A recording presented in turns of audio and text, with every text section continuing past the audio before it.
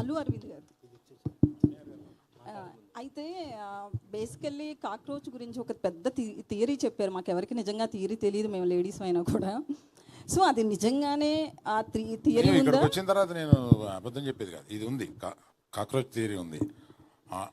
Atom bomb పడినా అది వెళ్ళే ప్లేస్కి వెళ్ళి it saves it self because it doesn't have blood. అదే ఈ థియరీ ఉందండి, ఇది లేకపోలేదు. నేను ఫస్ట్ టైం చెప్పడం కాదు, ఇది నేను చదివిందే చెప్తున్నాను. అంత రెసిలియన్స్ కాక్రోచెస్కి ఉంటాయి. సంసారంలో వచ్చే పడే ఆటం బాంబులకి అంత రెసిలియన్స్ ఆడవాళ్ళకు ఉంటాయి. మీరు ఇందాక నుంచి చెప్తున్న దానిలో ఏం రిఫ్లెక్ట్ అవుతున్నదంటే ఆడవాళ్ళు కాక్రోచెస్ లాంటి వాళ్ళని రిఫ్లెక్ట్ అవుతున్నది. But the resilience of the cockroaches where it will never die even under the nuclear explosion. ఆడవాళ్ళు కూడా అంత రెసిలియన్స్ గా ఉండగలరు అన్నది, అంత శక్తివంతులైన ఆడవాళ్ళని చెప్పాం సార్, అంతే. రిఫ్లెక్ట్ అవ్వాలి, అప్పుడు there won't be any problem. అయితే ట్రైలర్లో ఒక 3 అంటే అబ్బాయిలకు ఉన్న క్వాలిటీస్లో 3 చెప్పారు కదండి అల్లు అరవింద్ గారు ఇక్కడ.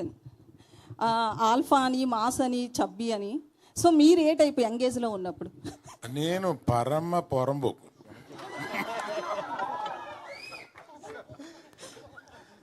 చాలా ఒక్క మాటతో చెప్పాను. అందుకే ఇప్పుడు కూడా స్టేజ్ మీద అక్కడక్కడ మీ చిలిపి చేష్టలు కనిపిస్తాయి. పరమ రౌడీ బాయ్స్లోకి వచ్చానండి నేను.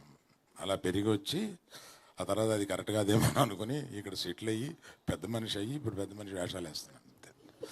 అరవింద్ గారు సార్, ఒక సీనియర్ ప్రొడ్యూసర్ మీరు, అలాగే డిస్ట్రిబ్యూషన్లో కూడా ఒకప్పుడు యాక్టివ్, ఇప్పుడు కొంచెం తగ్గిన డిస్ట్రిబ్యూషన్లో మీకున్న ఎక్స్పీరియన్స్ గురించి చెప్పక్కల. ఎగ్జిబిటర్గా కూడా ఉన్నారు. ఇండస్ట్రీలో ఏం జరుగుతుంది సార్? చాలామంది ఏదో ఇప్పుడు ఒక ప్యానిక్గా ఆల్ ఆఫ్ సడన్ సినిమాలు ఆడట్లేదు, కొంచెం హ్యాపెనింగ్ హీరోస్ కూడా జనాల ఓపెనింగ్ రావట్లేదు, ఏం చేయాలి ఎలా చేయాలని చెప్పి చాలా తర్జన పడుతున్నారు. ఏం జరుగుతుంది సార్ ఇండస్ట్రీలో? ఇది చాలా పెద్ద టాపిక్ అండి మీరు అడిగింది. నేను మాట్లాడటం మొదలు పెడితే అది ఒక 20 నిమిషాలు మాట్లాడాల్సి వస్తుంది. ఇంకో సందర్భంగా మాట్లాడతాను. మీకు మట్టుకు మీరు అడిగిన దానికి చిన్న బ్రీఫ్గా చెప్తానండి. మనకి కోవిడ్ వచ్చి అదృష్టం వల్ల దురదృష్టం వల్ల ఓటీటీ అనే దానికి అలవాటు పడ్డాం. ఆ ఓటీటీ దానికి అలవాటు పడడం వల్ల వచ్చిన ఇబ్బందులు ఇవన్నీను. కాకపోతే మార్పుని ఎవరు ఆపలేరు. ఓటీటీ అనేది వచ్చిన ఒక మార్పు, ఆ మార్పును ఆపలేరు.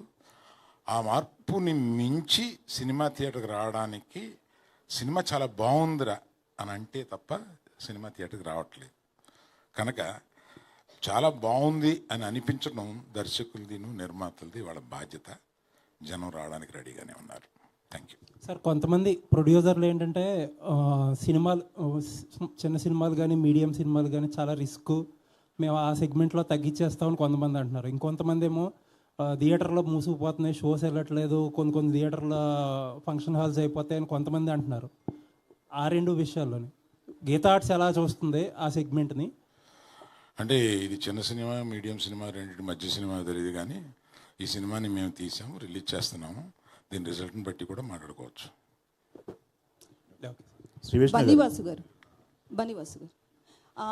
గీతా ఆర్ట్స్ అంటే ఫ్యామిలీ ఎంటర్టైనర్ ఉంటుంది, బట్ అక్కడ హీరో శ్రీ విష్ణు